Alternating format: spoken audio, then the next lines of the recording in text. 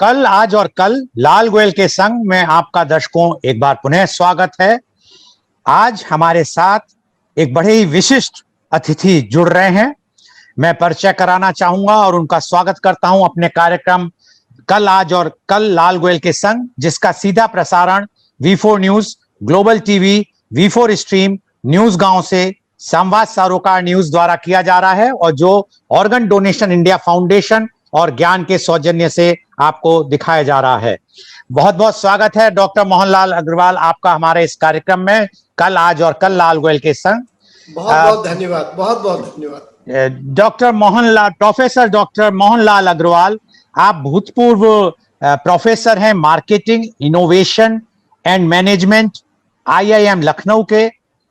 आप XLRI जमशेदपुर के and California state university USA के। आप इंडो गल्फ मैनेजमेंट एसोसिएशन के अध्यक्ष हैं। आप US फुलब्राइट फेलो बॉस्टन हैं। आप EFMD फेलो पेरिस हैं। आप ब्रिटिश काउंसिल फेलो लंदन हैं। 2019 में आपको संसार में सबसे ज्यादा most fabulous global education leader, जो सबसे ज्यादा एजुकेशन के लीडर रहे पूरे संसार में, उसमें आपका स्थान 251 था, 251 था। In English, I will just say in 2019, he was ranked among the 251 most fabulous global education leaders. आपका बहुत बहुत स्वागत है professor doctor Mohanlal Agrawal. Professor doctor Mohanlal Agrawal, आप हमारे कार्यक्रम media conference with Lal Goyal में काफी आते रहते हैं और अपने विचार जो बहुत ही ज्यादा बहुत स्पष्ट और बहुत पावरफुल, बहुत ही प्रभावशाली विचार होते हैं आर्थिक पे, इकोनॉमी पे और मार्केटिंग में, इकोनॉमी में जो आप रखते हैं, वो बहुत सबने काफी हमारे दर्शकों ने देखा है। लेकिन आज हम आपका एक दूसरा पहलू देखना चाहेंगे। आज हम आपका थोड़ा सा अतीत में हम जाना चाहेंगे। हम जानना चाहेंगे कि आपका जन्म कहाँ हुआ, आपका बचपन कहाँ बीता, आपकी प्रारंभिक शिक्षा कहाँ हुई। प्रोफेसर डॉक्टर मोहनलाल अग्रवाल की। सबसे पहले तो बहुत ही करवत आपको धन्यवाद कि आपने मुझे इतना बड़ा मौका दिया। कभी मैं सोच भी नहीं सकता था अपनी लाइफ में कि इतना ज्यादा मुझे इतने लोगों का संग मिलेगा, और उसके पीछे केवल और केवल आप ही कारण है, आप ही एक माध्यम है, जिसकी वजह से मैं भगवान का हमेशा धन्यवाद भी देता हूँ और आपकी शुभ और सभी तरह की जितनी भी अच्छी अच्छी बातें, शुभेच्छाएं हैं, वो मैं आपके लिए भगवान से प्रार्थना भी करता हूँ। जहाँ तक मेरे जन्म की बात है, मेरा जन्म एक बहुत ही हिस्टोरिकली बहुत फेमस टाउन में हुआ और जिसका नाम था झांसी, झांसी यूपी। रानी लक्ष्मीबाई की नगरी के नाम से जाना जाता। तो बहुत ही वीर भूमि है और बहुत ही पिछड़ी हुई भूमि भी है।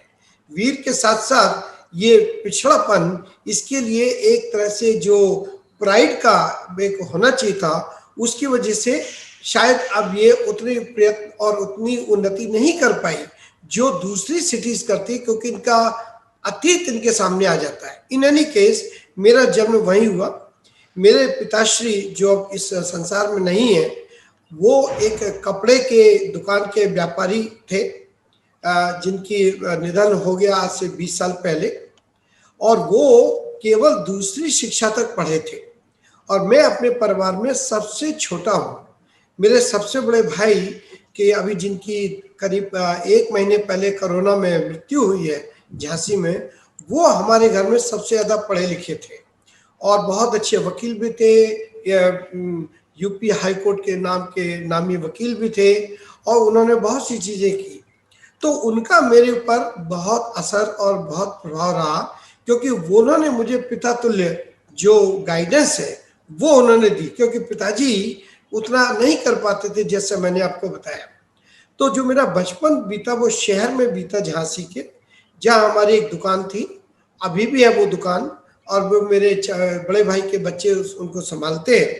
तो उस कपड़े की दुकान में मैं हर स्कूल के बाद, जैसे स्कूल खत्म होता था, मैं वहाँ जाके बैठता था। अपने पिताजी से जो भी चीज़ें वो सीखता रहता था कि कपड़ा कैसे नापना चाहिए, कस्टमर को कैसे दिखाना चाहिए, साड़ी कैसे दिखाएं, सूट कैसे दिखाएं, शर्ट कैसे दिखाएं, सारी की सारी चीज। और कस्टमर जब बार्गेन करते थे तो हम उनको क्या कहें क्या ना कहें, क्वालिटी के बारे में क्या बताएं, ये सारी की सारी चीजें मैं देखता भी रहता था, सुनता भी रहता था और करता भी रहता था।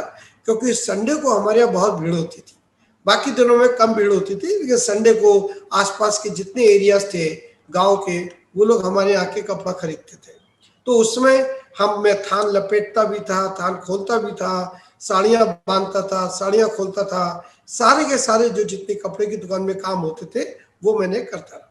लेकिन मेरी जो शिक्षा हुई वो हिंदी मीडियम से हुई, और वो मेरी हिंदी मीडियम की शिक्षा इंटरमीडिएट तक रही। वहीं पर ही अगेन एक सरस्वती पाठशाला थी जो कि रानी लक्ष्मीबाई के स्मारक के पास में थी, वहीं जाके मैं साइकिल से जाता था पढ़ने के लिए। और अच्छी बात मेरे साथ ये रही कि इंस्पाइट ऑफ ये सारा होने के बाद मैं यूपी के स्टेट ऑनर्स में था, टॉपर्स में से।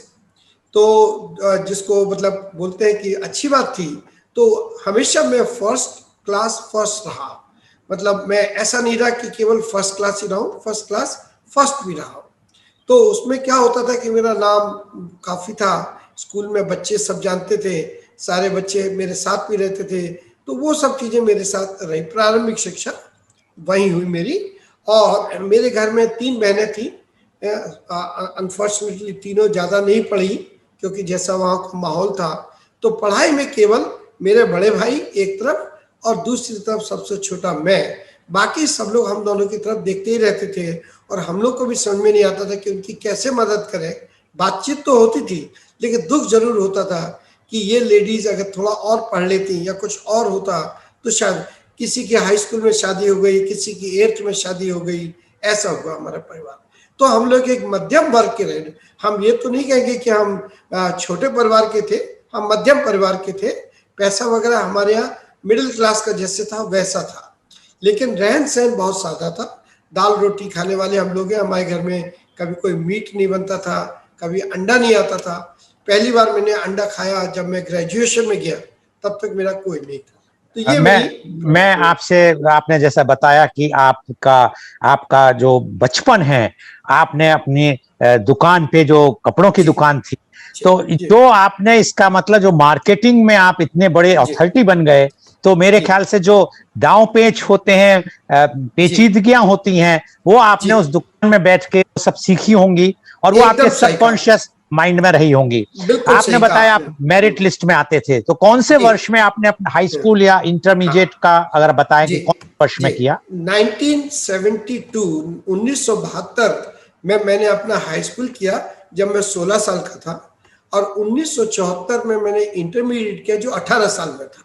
तो 18 साल में ही फिर उसके बाद चूंकि मुझे, जैसे हमने बताया कि मुझे नेशनल मेरिट स्कॉलरशिप वगैरह मिलती थी, तो मेरे भाई ने कहा अब तुम यहाँ से जाओ और इलाहाबाद यूनिवर्सिटी में पढ़ने जाओ। तो इलाहाबाद यूनिवर्सिटी में मैं गया। एकदम वो जैसे पट्टे का पजामा होता था, अगर आपको पहले याद हो, बच्चे वगैरह जो पहनते थे पट्टे का पजामा और एक बुशर्ट पहन के मैं इलाहाबाद गया। तो चूंकि मेरे भाई बहुत बड़े वकील थे वहाँ के इलाहाबाद में, तो वहाँ के बड़े बड़े जो वकील थे वो उनको जानते थे। तो उनमें से कुछ लोगों ने कहा कि ये लड़का आपका ऐसा है, भाई ऐसा है, तो आप इसको अच्छे हॉस्टल में दाखिल करो। तो वहां पर एक बहुत ही महान हॉस्टल होता था जिसका नाम था अमरनाथ झा हॉस्टल या म्योर हॉस्टल। म्योर हॉस्टल, जी म्योर जी हॉस्टल जी। तो म्योर हॉस्टल में मैंने अप्लाई किया, एंड चूंकि मेरे ग्रेड वगैरह अच्छे थे तो मैंने वहां पर, मुझे एडमिशन वहां पर मिल गया हॉस्टल में रहने का। इलाहाबाद यूनिवर्सिटी में भी एडमिशन हो गया था बीकॉम में। तो मैं म्योर हॉस्टल में ही रहा 4 साल, जो कि आईएएस का भी माना जाता था। सर गंगानाथ झा, अमरनाथ झा, जितने भी जो बड़े बड़े आप सिविल सर्विसेज के लोग देखते हैं वो उसी हॉस्टल से ज्यादा निकलते थे। मैं ये नहीं कहूंगा वहीं से ही निकलते थे, वो ज्यादा वहीं से निकलते थे। लेकिन इलाहाबाद ऐसा गढ़ ही था इन चीजों का जहां पर कि आईएएस के लोग बहुत निकलते थे। तो वहां मैं गया, तो वहां का एक अच्छा संस्मरण मेरा ये है कि चूंकि मैं हिंदी माध्यम का था, तो मेरे भाई ने कहा अब तुम अंग्रेजी माध्यम में पढ़ोगे। तो मुझे तो इतनी अंग्रेजी आती नहीं थी, मैं तो हिंदी में बोलने वाला आदमी था वहां पर। तो जब मैं कॉलेज में गया इलाहाबाद यूनिवर्सिटी में, तो तो प्रोफेसर वगैरह अंग्रेजी में बोलते थे और अच्छी अंग्रेजी बोलते थे। तो एक प्रोफेसर जो अकाउंट्स के थे, ईश्वर उनको बहुत अच्छा स्वर्ग दे, बहुत अच्छे प्रोफेसर थे, लेकिन वो बहुत ही प्रताड़ित करते थे स्टूडेंट्स को, परेशान करते थे अपने वाक्यों से, अपने कटाक्ष भरे शब्दों से और अपनी बातों से, क्योंकि वो बहुत वाकई पढ़े लिखे ऊंचे इंसान थे, लेकिन बोलने का तरीका उनका थोड़ा ये था कि जैसे मतलब आप उनके आगे बहुत छोटे हैं, ऐसा करके जैसा होता है। तो उन्होंने मुझको कहा कि have you Kumbh your hair. तो मुझे पहले तो कूम समझ में नहीं आया कि कूम क्या होता है, मुझे कॉम समझ में आता था कि भाई कॉमिंग द हेयर। उन्होंने कहा कूम द हेयर। तो मैंने कहा कि sir I have done everything but that. तो मैं समझ ही नहीं पाया कि इन्होंने मुझसे पूछा क्या। तो उन्होंने, लोगों ने कहा, वो पूछ रहे कि आपने बाल अपने बनाए या नहीं बनाए। तो मैंने कहा बनाए तो है, लेकिन मुझे खूब नहीं पता था, इसलिए मैं हमेशा, तो उसके बाद मैंने कहा कि नहीं, ये बात ठीक नहीं है, मुझे अपनी अंग्रेजी सुधारनी चाहिए, ये गलत है कि मैं, तो मैंने अंग्रेजी की फिल्में देखनी शुरू की। वहां पर एक सिविल लाइन्स था इलाहाबाद में, वहां पर बहुत बढ़िया एक जो है ना सिनेमा हॉल था जहाँ अंग्रेजी की फिल्में ही लगती थी। तो मैं वहां जाके अंग्रेजी की फिल्में देख, लेकिन मुझे समझ में ही नहीं आती थी। तो जब आसपास के लोग हंसते थे तो मैं भी हंस देता था, क्योंकि मुझे लगा कोई मजेदार बात होगी इसीलिए लोग हंस रहे हैं। लेकिन धीरे धीरे मुझे सीखने को मिला कि ये, फिर मैंने वहां पर जो एक आनंद बाजार पत्रिका करके एक आती थी न्यूज़पेपर इंग्लिश का, तो मैं उसको पढ़ने लगा और उसकी कटिंग करके, और एक भार्गव डिक्शनरी होती थी हिंदी से अंग्रेजी की, उस अंग्रेजी से मैं उसको अंडरलाइन करता था, सीखता था और कमरे में जाके जोर जोर से बोलता था, क्योंकि मुझे उसका प्रोनाउंसिएशन, तो कभी कभी जो मेरे प्रोनाउंसिएशन है वो देन भार्गव की है, अगर गलत है भार्गव की है, अगर अच्छी है तो भार्गव की है, क्योंकि मैंने उन्हीं से ही अंग्रेजी मतलब सीखी। तो ऐसा मेरा मतलब रहा। इस तरह से उस परिवेश में, इलाहाबाद का परिवेश बहुत अच्छा था। बड़े बड़े लोग, चाहे जो बीजेपी के अध्यक्ष जो थे जोशी जी, वो उसमें वहाँ पढ़ाते थे, फिराक गोरखपुरी वहाँ पढ़ाते थे, और उसके बाद मैडम जो हिंदी की महादेवी वर्मा है वो पढ़ाती थी। तो हम उन सब से मिलने का हमें सौभाग्य मिला, चाहे वो महादेवी वर्मा हो, चाहे वो फिराक साहब हो, चाहे कोई, चाहे ये हो, चाहे रज्जू भैया हो जो सत्संग चालक रहे आरएसएस के, या जनेश्वर मिश्रा हैं, या हमारे जो समय यूपी के चीफ मिनिस्टर बने यादव जी हैं, वो भी वहीं थे। तो हम लोग जो है ना काफी मिलने का सौभाग्य मिलता था। चांस की बात है, और ये जो चीज मैं मतलब कहूंगा कि उस समय भी मैंने फिर टॉप किया अपने ग्रेजुएशन में भी और पोस्ट ग्रेजुएशन में भी। तो पोस्ट ग्रेजुएशन भी एमकॉम किया जी, एमकॉम किया, लेकिन एमकॉम के पीछे पहले एक आया मौका कि मैं, सबने कहा कि सीए करना चाहिए। तो फिर मैं सीए करने के लिए गया, तो 2-3 लोगों को मैंने लिखा जो बड़ी बड़ी कंपनियां थी, उसमें मेरा सिलेक्शन नहीं हुआ। तो जो मेरे जो पिताजी, जिनकी मैंने आपको बात बताई, जो पढ़े लिखे नहीं थे, तो उनको पता लगा कि मैं सीए बनना चाहता हूँ। तो उनका, मोहन तुम बताओ किस कंपनी में करना चाहते हो, मैं तुम्हारे साथ चलूंगा। अब देखिए, जो आदमी हिंदी भी अच्छे से नहीं बोले और उसने कहा, तो मैंने कहा मैं वैद्यनाथन एंड कंपनी में काम करना चाहता हूँ सीए का, और दिल्ली में है वो। तो उन्होंने कहा चलो। तो गए, उन्होंने कलगीदार कुर्ता पहना, गांधी टोपी लगाई जो वो लगाते थे, और बढ़िया कपड़े वगैरह पहन के, और छड़ी लगाते जो मेरे साथ गए, और वैद्यनाथन से बोले ये मेरा लड़का आपका लड़का है, आपको इसको लेना ही है, चाहे कोई कुछ हो जाए। और वो ऐसे मतलब प्रभावित किया उन्होंने उनको कि उन्होंने मुझसे तो कुछ भी क्वेश्चन नहीं पूछा, अब मेरे पिताजी से कह दिया आपके लड़के का हो गया, वो लड़का आज से वैद्यनाथन कंपनी में ही काम करेगा। तो मैंने कहा देखो ये होता है, मतलब कि किसी से काम कराने का ढंग जरूरी नहीं कि आपको वाक्य ही आते हो या लॉजिक ही आता हो, कभी कभी इमोशंस भी आपके जो जेन्युइन है, वो सामने वाला उस इमोशन की भी बहुत मतलब कदर करता है, इज्जत करता है। तो इस तरह से मेरा उसमें हुआ। लेकिन जब मैं आने लगा यहाँ पर इलाहाबाद, तो मेरे टीचर ने कहा कि मोहन क्यों तुम सीए बनना चाहते हो, इतने अच्छे स्टूडेंट को टीचर बनना चाहिए, क्योंकि टीचिंग में ऐसे लोगों की जरूरत है जो कि अच्छे स्टूडेंट रहे अपने समय में, ताकि वो दूसरों को भी अच्छे बनने की कोशिश कर सके।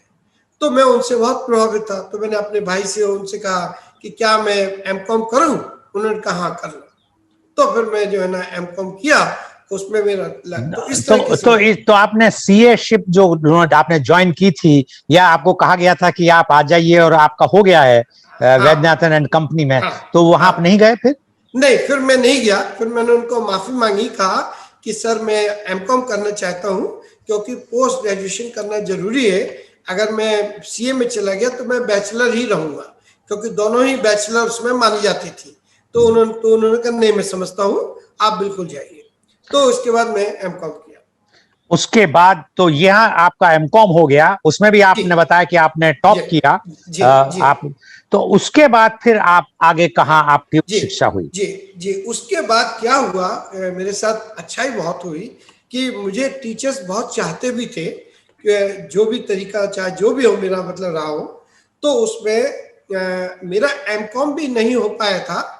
मतलब एमकॉम की पढ़ाई हो गई थी, लेकिन रिजल्ट नहीं आया थी, क्योंकि उसमें अगर आपको याद हो, ये आंदोलन वगैरह की वजह से, मैं बात कर रहा हूँ 1978 वगैरह की वजह से, तो मंडल मंडल कमीशन, जी, जी, मंडल, जी, हाँ। मंडल का, तो उसकी वजह से वो नहीं वक्त पे क्लासेस नहीं होती थी, वक्त पे रिजल्ट नहीं आते थे, और कन्वोकेशन की बात ही छोड़ दीजिए। और इलाहाबाद, बनारस, ये सब बहुत आगे थे, लखनऊ, इन सब चीजों में। तो मुझे मिला नहीं। तो उसके बाद मुझे 3 जगह मेरा अपॉइंटमेंट हुआ as a lecturer. Delhi university में हुआ, शिमला यूनिवर्सिटी में हुआ, और कुरुक्षेत्र यूनिवर्सिटी में हुआ। तो कुरुक्षेत्र में जब मेरा हुआ, तो उसमें एक प्रोफेसर ने कहा कि अगर आप ज्वाइन करोगे तो आप पीएचडी भी मेरे साथ कर लेना। मैंने कहा ये तो बहुत अच्छी बात है, क्योंकि मेरा तो पीएचडी करने का मन है। तो मैंने उसके बाद मैंने कुरुक्षेत्र यूनिवर्सिटी, जो अपने आप में एक बहुत बढ़िया यूनिवर्सिटी है, कैंपस तो उसका देखने लायक है, मतलब मॉडर्न यूनिवर्सिटी में मानी जानी चाहिए उसको। अब उस जमाने में वो चंडीगढ़ यूनिवर्सिटी के कैंपस देखने लायक थे। तो मैंने वहाँ ज्वाइन किया एट द एज ऑफ 22। और मुझे एक लेटर दिया वहाँ के इलाहाबाद यूनिवर्सिटी के उसने, कि इनका फर्स्ट क्लास में होगा ही, क्योंकि उस समय तक मेरी डिग्री नहीं आई थी। तो जो मतलब अपॉइंटमेंट कमेटी थी, उसने कहा कि हम इनको कैसे करें जब इनके पास वो नहीं है पोस्ट ग्रेजुएट की डिग्री। तो उन्होंने कहा ठीक है, मैं एक लेटर देता हूँ। तो डीन ने चिट्ठी लिखी कि मैं यहाँ से सर्टिफाई कर सकता हूँ कि based on this this this इनको फर्स्ट डिवीजन तो आएगी ही। तो उसके बाद मेरा हो गया। वहाँ पर एक बहुत अच्छे प्रोफेसर थे, वाइस चांसलर प्रोफेसर विकास मिश्रा, बिहार के थे, बहुत ही बड़े विद्वान अर्थशास्त्री थे। उन्होंने मेरा अपॉइंटमेंट वहाँ किया। तो इस तरीके से हमने वहाँ किया। तो आप झांसी से आप इलाहाबाद गए, इलाहाबाद से आप कुरुक्षेत्र पहुंचे। तब कुरुक्षेत्र में अब आपने पढ़ाना लेक्चरर बन के शुरू किया। बहुत अच्छी, जी, जी। कितने वर्ष वहां रहे, और उसके बाद? मैं केवल वहां पर मेरे ख्याल में 3.5 साल ही रह पाया, क्योंकि उस 3.5 साल में मेरी पीएचडी हो गई थी। 3 साल में मेरी पीएचडी हो गई थी। फिर इसी बीच में मेरी शादी हुई, मैं पिता भी बना। तो एक ही दिन में तीनों चीजें हुई। उसके बाद मेरी वाइफ ने, जिनसे आप अभी एक सेकंड के लिए मिले, उन्होंने मुझे एनकरेज किया कि मुझे सिविल सर्विसेज में जाना चाहिए। तो मैंने कहा बट सिविल सर्विसेज का तो ये आखिरी साल है, और मैंने तो आज तक कभी दिया नहीं है। लेकिन उनको नहीं दो। फिर मैंने सब्जेक्ट देखे, तो वहां पर केवल मेरे लिए कॉमर्स और इकोनॉमिक्स था, या मैनेजमेंट और इकोनॉमिक्स। मतलब मैं कॉमर्स एंड मैनेजमेंट एक साथ नहीं ले सकता था, एक उसमें रेस्ट्रिक्शंस होते थे कॉम्बिनेशन बनाने में। तो या आप कॉमर्स लीजिए इकोनॉमिक्स के साथ, या मैनेजमेंट लीजिए इकोनॉमिक्स के साथ, लेकिन आप कॉमर्स और मैनेजमेंट एक साथ नहीं ले सकते। तो मैंने लिया, एक कॉमर्स लिया और दूसरा इकोनॉमिक्स लिया, और करने के बाद मैंने किया। भाग्य की बात देखिए कि मेरा वहां भी हो गया। मैंने प्रिलिमिनरी भी कर लिया, उसके बाद मेरा मेंस भी हो गया, फिर इंटरव्यू भी हो गया। लेकिन इंटरव्यू में मेरा जो सिलेक्शन हुआ, वो मेन आईएएस में ना होके बल्कि आईएएस में हुआ, मतलब एलाइट्स में वो, मतलब उसमें नहीं हुआ। ठीक है। तो लेकिन तब तक मेरे पास एक ऑफर आ गया पटियाला यूनिवर्सिटी की से। प्रोफेसर ने कहा कि अमृतसर में आपकी अगर चाहें तो आप वहाँ अप्लाई करें, वहाँ एसोसिएट प्रोफेसर की जगह खाली है। तो मैंने वहाँ अप्लाई किया, इंटरव्यू हुआ, और मेरा वहाँ सिलेक्शन हो गया। तो उसके बाद मैं वहाँ चला गया। तो वहाँ के बाद जब ये आया, जब तक लेटर गवर्नमेंट का, तब तक मैं वहाँ एसोसिएट प्रोफेसर हो चुका था। तो मैंने अपने प्रोफेसर से पूछा कि मैं क्या करूं, एलाइड्स में जाऊं या इसमें? बोले नहीं, अब कुछ नहीं, अब यहीं रहो, इसी में ही तुम एसोसिएट प्रोफेसर, और एसोसिएट प्रोफेसर एलाइड से बड़ा होता है। उन्होंने मुझको ये कह दिया। मैंने कहा ठीक है सर। तो मैं छोड़ दिया और मैं अपने उसी में ही रहा। अच्छा, इस तरह मतलब से मुझे आपने जो, अगर नहीं तो आज आप प्रिंसिपल इनकम टैक्स कमिश्नर या समथिंग इस तरह का, डायरेक्टर हाँ जनरल ऑफ इनकम टैक्स होके करेक्ट, उसमें रिटायर होते, बिल्कुल तो वो बिल्कुल सब या आपने छोड़ तो के वो आपने सब छोड़ के इसमें शिक्षा को प्राथमिकता शिक्षा दी। को, और शिक्षा में मैं बहुत अच्छा भी कर रहा था। मतलब अपने मुंह से अपनी बात कहना ठीक नहीं होता, लेकिन मैं बहुत अच्छा टीचर में माना गया उस समय भी। और बड़े बड़े लोगों ने मेरे को इस वजह से मेरी मदद भी की, कि जब उन्होंने देखा कि एक अच्छा टीचर है। तो ये एक बहुत बड़ी बात है अपने देश में या कहीं भी, कि टैलेंट को या परफॉर्मेंस को उभारने वाले बहुत लोग हैं, गिराने वाले हैं लेकिन बहुत कम है। जो मुझे ऐसा लगता है, मुझे लगता है उभारने वाले ज्यादा है, भगवान के, हाँ वो भगवान के कह हाथ ज्यादा है। वो कहते हैं जो अच्छा आदमी होता है उससे हर आदमी अच्छा ही दिखता है। आपने बहुत बढ़िया बात कही। अब मैं आपसे, उसके बाद आप फिर कहाँ गए? हाँ, उसके बाद क्या हुआ कि मेरा जो अमृतसर का जो वक्त था, वो इंडिया के इतिहास का सबसे खराब साल था। और वो बात थी 1984 की, जब ये भिंडरा वाले वगैरह का ये हो रहा था। और उसमें पूरा चरम सीमा पर था खालसा आंदोलन। और मैं उसी समय, और मैं यूनिवर्सिटी कैंपस के बगल में मैं रहता था, छहरटा करके एक जगह थी जो कि बॉर्डर था लाहौर के लिए जाने के लिए, बाघा बॉर्डर जिसको बोलते हैं। तो बाघा बॉर्डर के पास में मैं रहता था, तो वहीं पर ही मैं था। तो एक बार जो है ना, हमारे घर के बगल में एक, जिस घर में मैं था उसके घर के बगल में एक लेडी की और एक छोटे बच्चे की एक निहंग ने हत्या कर। तो मैं बड़ा घबराया क्लास में, किसी ने कहा कि हिंदू और ये हो गया। तो मैं आया वापस, तो मेरे घर के बगल में ही काफी हंगामा था। और ये वो, मेरा तो दिल धक धक कर गया कि मैंने कहा कि मेरा ही घर है यहाँ पर। बट पता लगा कि वो पड़ोसी का था। बस उसके बाद फिर मैंने कहा कि नहीं, मैं यहाँ नहीं रहूंगा, क्योंकि ये बहुत ज्यादा, मतलब सबके लिए परेशानी की बात है। तो उसी बीच में क्या हुआ कि मैंने रिजर्व बैंक का एग्जाम दिया, रिजर्व बैंक ऑफ इंडिया में। तो रिजर्व बैंक ऑफ इंडिया में ग्रेड बी ऑफिसर का होता है। ग्रेड बी ऑफिसर मतलब जो डायरेक्टर बनते हैं, असिस्टेंट डायरेक्टर बनते हैं आफ्टर दिस थिंग। तो मैंने ग्रेड बी ऑफिसर का एग्जाम दिया, मेरा सिलेक्शन हो गया और मैं reserve bank of India Bombay में चला गया। उस समय मेरे जो कहना चाहिए गुरु थे, वो थे डॉक्टर मनमोहन सिंह। वो उस समय रिजर्व बैंक ऑफ इंडिया के गवर्नर थे। उसके बाद जो दूसरे गवर्नर बने सी रंगनाजन, वो मेरे डिपार्टमेंट के चीफ थे। तो मैं उसमें था department of economic analysis and policy. ये कौन से वर्ष की बात है? ये 1984 की बात, सारी 1984 की बात है। तो मैं फिर जो है ना वहां चला गया बॉम्बे में, और इतनी, मतलब कहना चाहिए आराम की जिंदगी थी गोयल साहब, कि आप सोच नहीं सकते थे कि मैं दिन भर या तो चाय पीता था या रिपोर्ट लिखता था। और वो रिपोर्ट कोई पढ़ता नहीं था, मैं ये भी मुझे पता, लेकिन लिखना जरूरी था क्योंकि आपको फाइल करनी जरूरी है। उसके बाद बढ़िया आप होटल, उनके एग्जीक्यूटिव रूम में जाके खाना खाइए। लिवरी लोग आपको जो है ना 2 रुपए में लंच कराते थे। रिजर्व बैंक का दिन भर चाय चलती थी 30 पैसे में, 25 पैसे में, I don't know, something like that.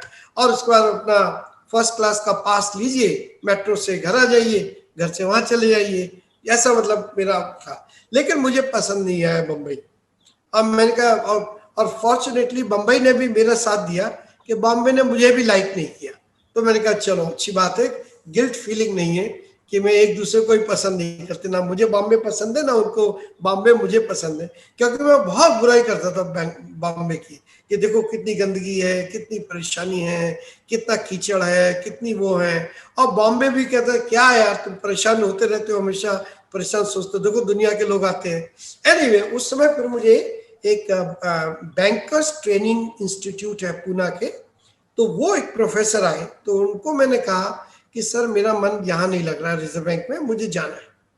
तो उन्होंने कहा क्यों, कहाँ? बोले मैं टीचिंग में ही जाना चाहता हूँ। तो उन्होंने कहा ठीक है।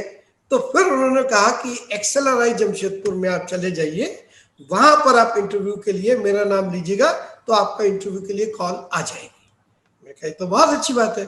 अब बोले अगर आपको मेरे यहाँ आना है बैंकर्स इंस्टीट्यूट में, तो मेरे बैंकर्स इंस्टीट्यूट में आ जाइए। मैं कह नहीं, बैंकर्स इंस्टीट्यूट में तो भाई बैंक वाले ही लोग मिलेंगे, उन्हीं से मैं बातें करूंगा, उन्हीं को ट्रेन करूंगा, चाहे वो चीफ मैनेजर हो चाहे वो, इसलिए मैं चाहता हूँ मैनेजमेंट में वापस जाऊँ। तो मैं वहां गया, एंड चांस की बात है कि एक्सेलराई ने मुझे बहुत अच्छे से लिया, नॉट ओनली बहुत अच्छे से लिया, प्रमोशन भी बहुत दिए, और मैं एक्सेलराई आ गया। और फिर वहां से 22 साल रहा मैं जमशेदपुर में।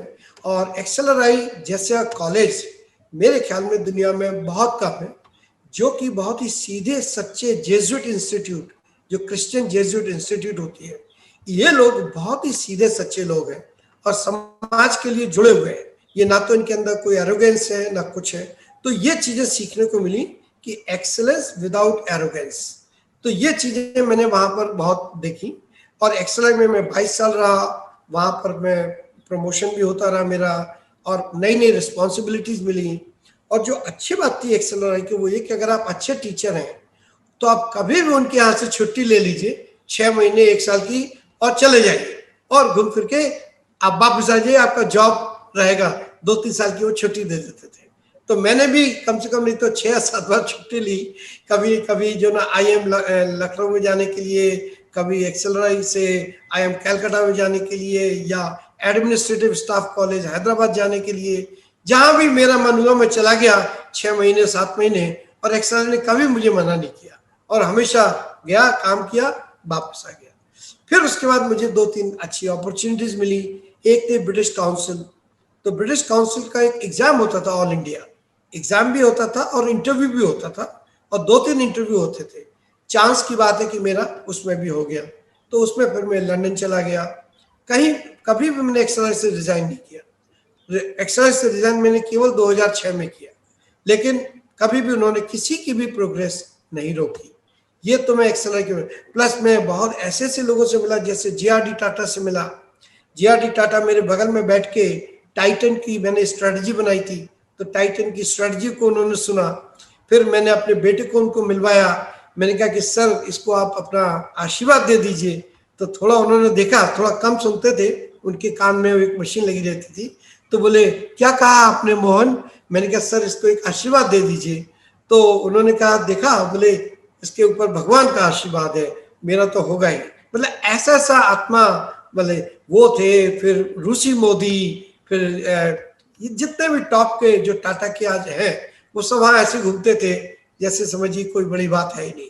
तो इन लोगों के साथ मतलब मैंने देखा, सीखा। एक एक दिन गजब का दिन होता था। तो वो देखा। फिर उसके बाद मुझे IIM लखनऊ ने इनवाइट किया। उसके बाद से मैंने कभी भी इंटरव्यू किसी चीज के लिए नहीं दिया, हर जगह मुझे इनविटेशन ही मिले। तो फिर वहां से आप IIM लखनऊ गए, फिर आप अब आज कल आप दुबई में, अब आजकल मैं दुबई में हैं, और आप एक अपना अब संस्था चला रहे हैं, Indo gulf management. Indo gulf ये NGO है इन वे। मैं बिल्कुल स्पष्ट कर देना चाहता हूँ कि इसका वर्ल्ड में अब काफी नाम हो गया है। इसमें मैं 2-3 चीजें कर रहा हूँ जो कि मेरे ख्याल में लोगों को पसंद आ रही हैं। समय का अभाव है। हाँ, एक तो ये कि हम इसमें बिजनेस को री इमेजिन की शिक्षा दे रहे हैं कि बिजनेस को री इमेजिन कैसे करें। दूसरा कि जो यंग हैं उनकी रिसर्च को हम हाईलाइट करें। और तीसरा जो हम ट्रेनिंग दे रहे हैं वो सिमुलेशन के साथ दे रहे हैं, मतलब लेक्चर के साथ नहीं, सिमुलेशन। जैसे फ्लाइट सिमुलेटर होता है, जी जी जी। अब आप चलते चलते डॉक्टर मोहनलाल अग्रवाल, क्या आप मैसेज देना चाहेंगे हमारे युवा पीढ़ी को? पॉजिटिव रहिए, अच्छा काम करिए। भगवान के भेजे हुए दूत बहुत है शहर में, बहुत है इस संसार में। वो आपको कभी ऐसा हाथ देंगे जो कि आपके लिए बहुत बड़ा होगा। इसलिए भरोसा रखिए, लेकिन काम करते रहिए। ये मत सोचिए। ये बहुत बहुत धन्यवाद डॉक्टर मोहनलाल अग्रवाल आपका, कि आपने इतनी, कहां से आप शुरू हुए और एक छोटे से परिवार, मध्यम परिवार से शुरू हुए जहां पिताजी पढ़े हुए भी नहीं थे, लेकिन कितने ऊंचाई तक आप पहुंच गए और आज भी आप ऊंचाइयों पे ही हैं। और आपका जो संदेश है मैं सोचता हूँ युवा पीढ़ी के लिए एक बहुत ही अच्छा मार्गदर्शक होगा। बहुत बहुत धन्यवाद आपका। बहुत बहुत धन्यवाद आपका। और आज का जो कार्यक्रम है वो V4 news, global TV, V4 stream, news गांव से संवाद सरोकार न्यूज द्वारा सीधा प्रसारित किया गया और इसको फेसबुक और यूट्यूब पे भी दिखाया गया। And our endeavour is to bring to you everyday new topic. Tomorrow media conference with Lal Goyal at 10:30 a.m. Impact of social media on families. And our panelists are Dr. Rajiv Anand, Senior Psychiatrist and Marriage Counselor, Mumbai; Miss Kiran Kochar, former Principal, Prayagraj; Miss Preeti Kohli, Homemaker, New Delhi; Miss Seema Shenoy Manek, Co-founder, Indian Schools of Success, Ahmedabad; Miss Aanchal Arora, Digital and Social Media Expert, Mumbai. Please tune in tomorrow for media conference with Lal Goyal at 10:30 a.m. बहुत बहुत धन्यवाद doctor लाल अग्रवाल आपका कि आज आपने अपने बारे में बहुत कुछ बताया। मेरे को पूर्ण विश्वास है, मुझे पूर्ण विश्वास है कि दर्शकों को बहुत बहुत अच्छा लगा होगा। आपको बहुत बहुत साधुवाद कि आज आपने हमारे कार्यक्रम में अपने विचार और अपने बारे में बताया। बहुत बहुत धन्यवाद दर्शकों आपका।